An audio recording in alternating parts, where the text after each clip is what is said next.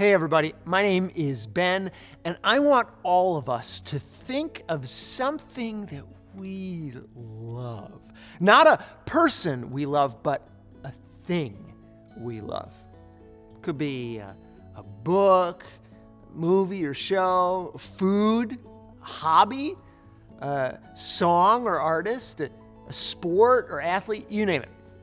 For me, gosh, I could talk your ears off about this fantasy book series, the Wingfeather Saga. Such awesome character development and plot twists.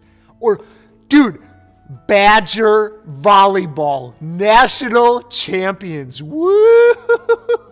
Or Dumpling Haus at Hilldale Mall. Oh my gosh, one of my favorite restaurants.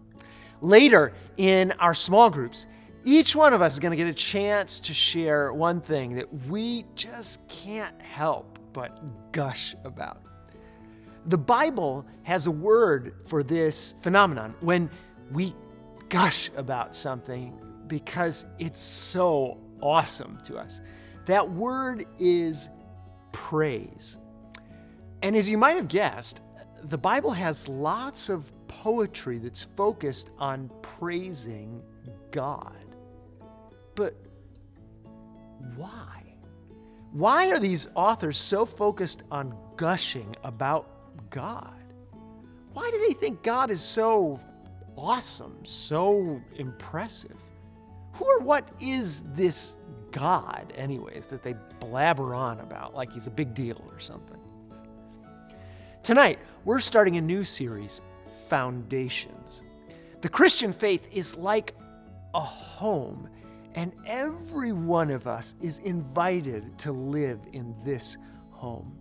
We're taking a few weeks to explore what this faith is built on.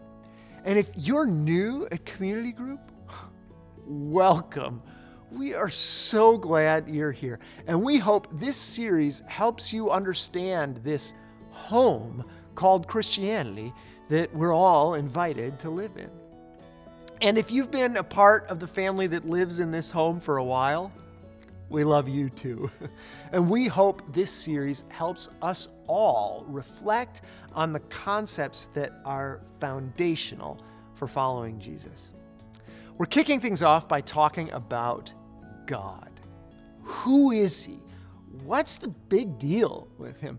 And why do the authors of the Bible gush about him? To spark our conversation, let's listen together to one of these gushy poems. Lord, our Lord, how majestic is your name in all the earth. You have set our glory in the heavens. When I consider your heavens, the work of your fingers, the moon and the stars, which you may have set in place. What is mankind that you are mindful of them? Human beings that you care for them? Lord, our Lord, how majestic is your name in all the earth. Oh, I love how this poem paints a picture for us. First, it gets us thinking of how big God is, how he made everything. This is a theme that runs throughout the Bible. You might be familiar with the very beginning of the Bible, where it talks about God simply speaking the universe into existence. There's another passage you might not know from a book called Job. And we're going to give that as like bonus reading at the end of the night if you want to continue your learning at home. God is the creator of all things. He was there at the start of it all. He made every star in the galaxy, every galaxy in the universe. He's seen ages and ages come and go. And he cares about humans. He loves human beings. We are these little tiny things that live for a few decades if we're fortunate. And he loves us. He loves you. He loves me. He loves every human from all time. And he gets involved in our lives. Oh, dang, when you think about that combo, made everything, cares about us, gets involved in our lives.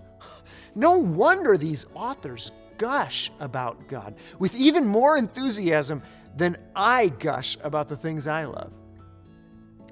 One of the big stories from the Bible of God getting involved in human affairs is the story of the Exodus, when God rescued his people from a brutal slavery.